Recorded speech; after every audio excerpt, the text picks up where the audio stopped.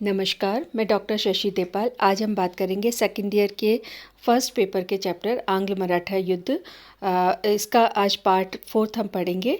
इससे पूर्व के अध्यायों में हम बात कर चुके हैं कि अंग्रेज़ों और मराठों के बीच में संघर्ष की स्थितियां किस प्रकार से शुरू होती है।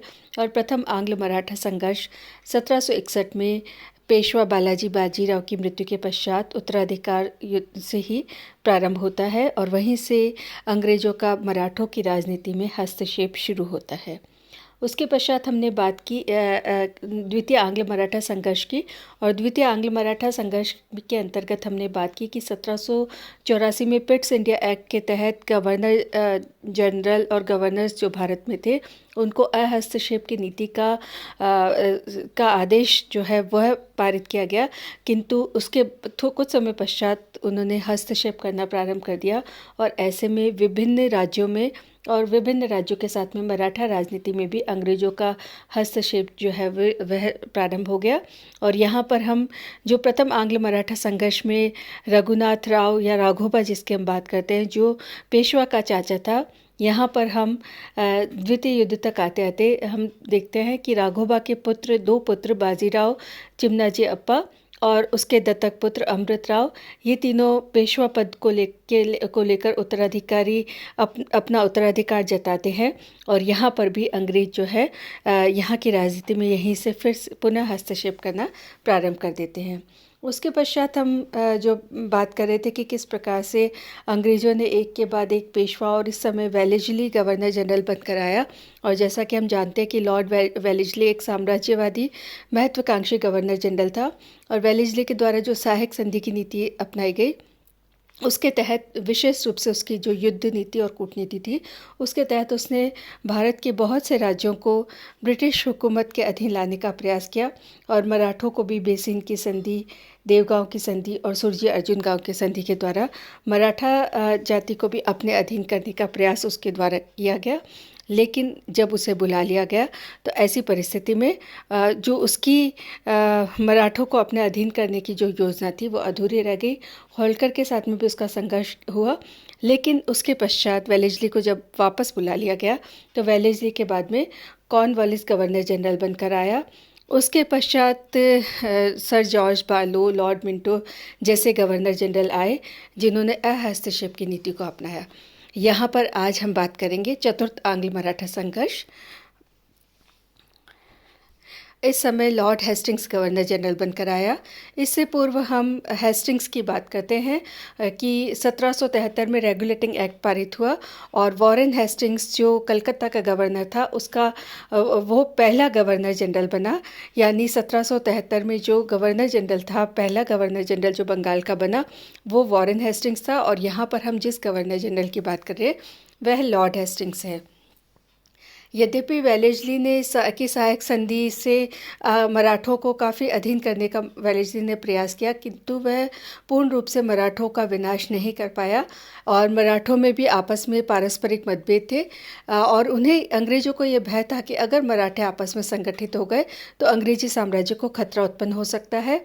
ऐसे में अंग्रेज़ों को सार्वभौमिक सत्ता बनाने के लिए मराठों का अंत अनिवार्य है। बाजीराव द्वितीय जो था उसकी गतिविधियों से अंग्रेज आशंकित रहने लगे और बाजीराव ने अपनी सैनिक शक्ति में वृद्धि भी की। वह सतारा जाकर छत्रपति से मिला।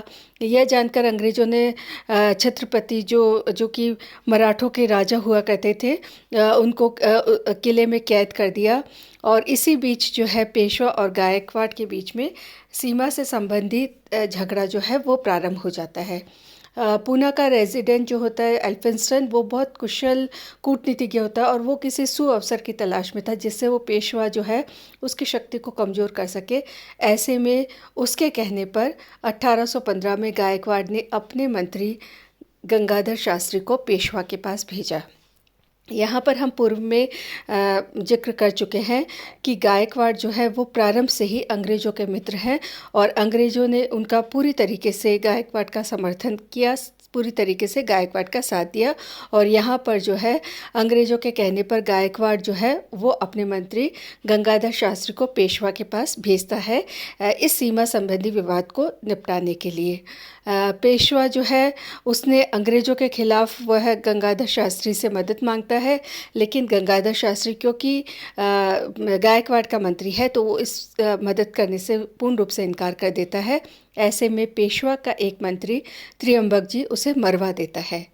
ऐसी परिस्थिति में क्योंकि गायकवाड़ अंग्रेज़ों के मित्र थे और अंग्रेज़ों के कहने पर गायकवाड़ ने अपने मंत्री को भेजा था पेशवा के पास में, और जब पेशवा के मंत्री ने गायकवाड़ के मंत्री को मरवा दिया तो ऐसी परिस्थिति में अंग्रेज़ों के लिए बहुत मुश्किल की स्थिति हो गई। और एल्फिंस्टन ने पेशवा से त्रियंबक जी को उनको सौंपने को कहा, तो अंग्रेज़ों ने उसे थाना के किले में कैद भी कर लिया। लेकिन 1 साल बाद जो है वह भाग निकला त्रियंबक जी, और एल्फिंस्टन ने पेशवा पर इसका आरोप लगाया। ऐसे में पेशवा और अंग्रेज़ों के बीच में जो पहले से पूर्व से ही संघर्ष की स्थितियां जो थी वो चल रही थी वो और अधिक बढ़ गई।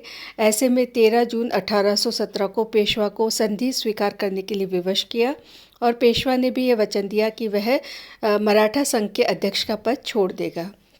साथ ही सहायक सेना के लिए 33 लाख वार्षिक आमदनी का एक भूभाग और अहमदनगर का दुर्ग भी उसने अंग्रेज़ों को दे दिया, और उसने त्रियंबक जी को भी अंग्रेज़ों को सौंपने का वचन दिया, और यह भी वचन दिया कि वह उनकी अनुमति के बिना किसी भी प्रकार का कार्य नहीं करेगा। इससे इस प्रकार की सभी परिस्थितियाँ उत्पन्न हुई। ऐसे में पेशवा का अंग्रेज़ों के प्रति रोष और अधिक बढ़ गया, और पेशवा ने बदला लेने के लिए 5 नवंबर 1817 को पूना स्थित ब्रिटिश रेजिडेंसी पर आक्रमण कर दिया।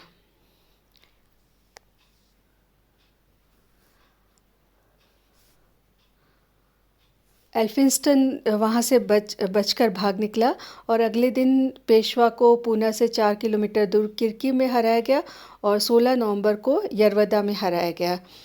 एक तरीके से अंग्रेज़ों ने मराठों का जो पेशवा है, जो मराठों का इस समय प्रमुख था, उसकी शक्ति को पूरी तरीके से पराजित कर दिया, पूरी तरीके से ख़त्म कर दिया, और आगे भी 1-2 युद्धों में फिर से पेशवा को पुनः पराजित करके मराठों की शक्ति का या पेशवा की शक्ति को पूरी तरीके से कुचल दिया। उसके पश्चात अप्पा साहब भोसले जो नागपुर का था, उसके नागपुर रेजिडेंसी पर आक्रमण करके उसे भी पराजित किया सीता बाल्दी के युद्ध में, और इस प्रकार से अंग्रेज़ों ने नागपुर पर भी आक्रमण कर अधिकार कर लिया। इधर हम होलकर के राज्य की बात करें तो इंदौर के जो होलकर है उसकी जो सेना है, उन्होंने तुलसीबाई जो है उसका वध कर दिया होलकर की सेना ने, और 20 दिसंबर 1817 को महिदपुर में होलकर को भी पराजित कर दिया। इसके बाद में पेशवा को जनवरी 1818 में जो है कोरेगांव में पराजित किया अंग्रेजी सेना ने। फिर फरवरी 1818 में अस्टिम के युद्ध में पराजित किया, और जून 1818 में पेशवा के द्वारा आत्मसमर्पण कर दिया गया। अंग्रेज़ों ने पेशवा के पद को समाप्त कर दिया, और बाजीराव को 8 लाख रुपए वार्षिक पेंशन देकर कानपुर भेज दिया गया, और इसके पश्चात मराठों की शक्ति का जो प्रमुख वर्चस्व था उसको खत्म कर दिया गया। त्रियंबक जी जो था उसे आजीवन कारावास दे दिया गया, और शिवाजी के वंशज प्रताप सिंह को सतारा का राजा बना दिया गया। होलकर ने भी सहायक संधि को स्वीकार कर लिया। अप्पा जी जो है पंजाब की तरफ चला गया, और फिर बाद में जोधपुर, और 1840 में उसकी भी मृत्यु हो गई। इधर रघुजी जो तृतीय था उसने सहायक संधि जो स्वीकार कर ली, और नवंबर 1817 में सिंधिया ने भी संधि कर ली। इस प्रकार से वेलेस्ली ने जिस मराठा शक्ति को क्षीण किया था, जिसे पूरी तरीके से कुचल नहीं पाया था, लॉर्ड हेस्टिंग्स ने उसे पूर्ण रूप से कुचल दिया। और इस प्रकार से जैसा कि हमने लास्ट में लिखा है कि प्रिंसिप के अनुसार ब्रिटिश प्रभाव सत्ता का भारत में जादू पूरी तरीके से फैल गया। और इस प्रकार से आंग्ल मराठा संघर्ष, जिनके हम 4 युद्धों में निरंतर बात करते आ रहे हैं, प्रथम, द्वितीय, तृतीय और चतुर्थ 4 युद्धों के पश्चात मराठा शक्ति का पूर्ण रूप से अंग्रेजों ने अंत कर दिया। क्योंकि मराठे एक नहीं बहुत सारी शक्तियों के रूप में थे, जिनकी हम बात कर चुके हैं। इंदौर के होलकर, ग्वालियर के सिंधिया, नागपुर के भोसले, पूना के पेशवा, बड़ौदा के गायकवाड़, और सभी अपने अपने आप में